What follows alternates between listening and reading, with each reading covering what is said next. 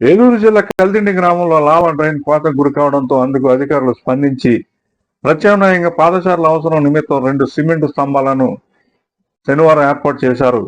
అయితే ఆ సిమెంటు స్తంభాలపై ద్విచక్ర వాహనాలను తీసుకెళ్లే ప్రయత్నం వాహనదారులు చేస్తున్నారు. వాటిపై కొంతమంది అభ్యంతరం చెప్పినా వాళ్ళు సాహసం చేస్తూ ఈ దుశ్చర్యలకు పాల్పడుతున్నారు.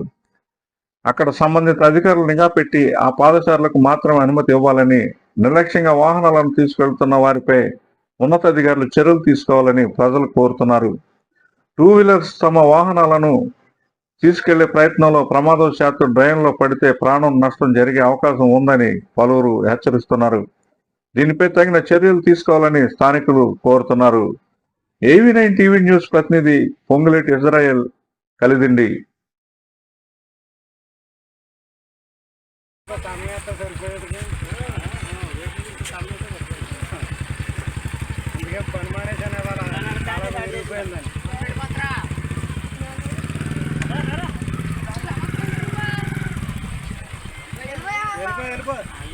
ఆగమాక మధ్యలో మళ్ళీ